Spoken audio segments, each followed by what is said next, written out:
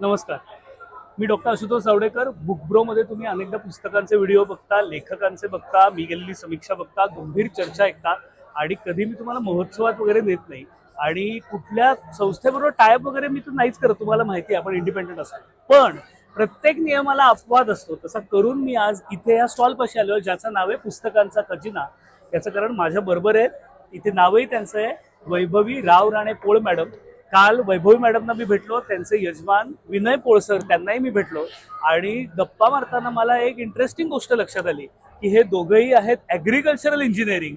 ह्या खतांचा व्यवसाय यांचा मुळात आहे आणि आता हे सगळ्या लहान मुलांच्या पुस्तकाचं हे मुद्दाम कलेक्शन आणि सेलिंग करतायत आणि म्हणून तुम्ही हे जे संस्काराचं खत पुढच्या पिढीला पुरवताय त्याची काय नक्की तुमची धारणा आहे याचं मला कुतूहल आहे आणि बुकब्रोच्या सगळ्या प्रेक्षकांपर्यंत ती धारणा जावी असं मला वाटतं. आणि मुळात मी सांगेन माझी सुरुवात अशी झाली, मी माझ्या मुलांसाठी जेव्हा पुस्तकं शोधत होते त्याच्यातून याचा जन्म झालाय खरं तर, की मला चांगलं साहित्य हवं होतं माझ्या मुलांसाठी, पण ते दुर्दैवाने मुंबई पुण्याच्या शहराच्या बाहेर मिळत नाही.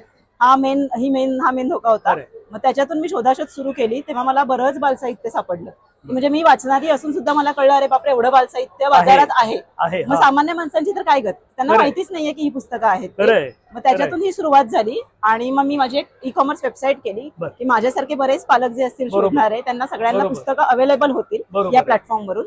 फलटणमध्ये मी शॉप सुरू केलं. म्हणजे बऱ्याचदा आपण बघाल जिल्ह्याच्या ठिकाणी पुस्तकांचं दुकानच नसतं, हे दुर्दैव आहे खूप मोठं. तर मी फलटणमध्ये शॉप पण सुरू केलं आणि लायब्ररी केली आहे मी लहान मुलांसाठी. कारण की फलटणची पर्चेसिंग पॉवर नाहीये एवढी जास्त, तिकडच्या पालकांना खरंच शक्य नसतं पुस्तकं खरेदी करणं, पुस्तकांच्या किमती असतातच जास्त. मग त्यामुळे त्यांना ती सुविधा मिळावी म्हणून आम्ही तिकडे लहान मुलांची लायब्ररी सुरू केलेली आहे आणि एकदम नाममात्र शुल्कात ठेवलेलं आहे. मुलं येतात, बघतात आणि मुलांपर्यंत पुस्तक म्हणजे आज पुस्तक वाचलं आणि उद्या मुलं एकदम शाणं होणार आहे असं कधीच होत नाही. हा गंभीर मुद्दा आहे, तो पालकांना समजला पाहिजे. पण ऍटलीस्ट आपण बीज तरी ते पेरूया, नंतर खत पाणी देऊन ते हळूहळू होतं आणि एकदा ते धरलं, त्यांनी मुळं धरली की मग आपल्याला बघायची गरजच नसते मुलांकडे. पण ते बीज आत्ताच पेरलं गेलं पाहिजे. फारच सुंदर. खरंच मी बोललो ते नुसतं म्हणजे अलंकारिक नव्हतं, हे खरंच नवरा बायको मिळून आणि वैभवी मॅडमच्या त्या प्रेरणेतनं अनुभव आहे मुलांचा. आणि ते पण कसं आहे, एखादा व्यक्तिगत अनुभव असेल तर पालक फक्त स्वतःपुरतं बघतात. तुम्ही व्यापक आता एका मोठ्या सगळ्या मुलांपर्यंत सांगू का, उद्या माझं मूल ज्या जगात जाणार आहे ना त्याचं आजूबाजूचं जग सुधारण्याची थोडीशी जबाबदारी आपलीच आहे.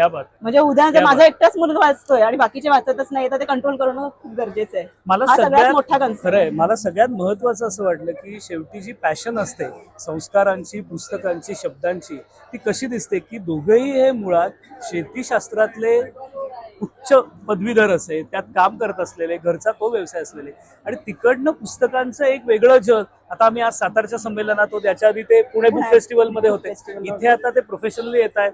भरपूर रिस्पॉन्स मिळतो इकडे, भरपूर. आणि मग पालक मी तेच मध्ये पालक शोधात आहेत.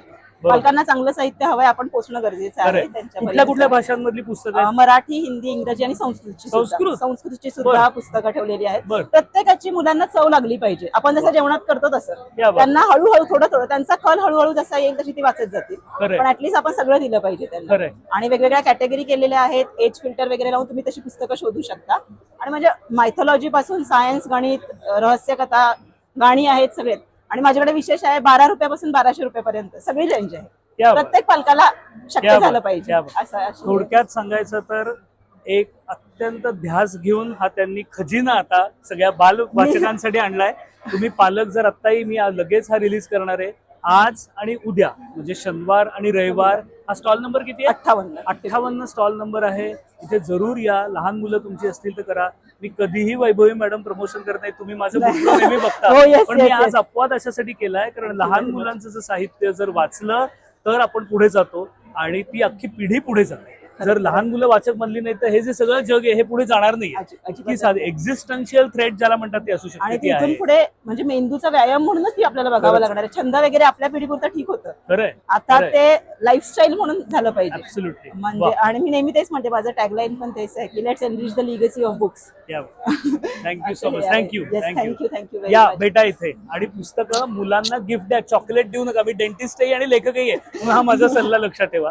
चॉकलेट देऊ नका, पुस्तकं द्या. Bye bye.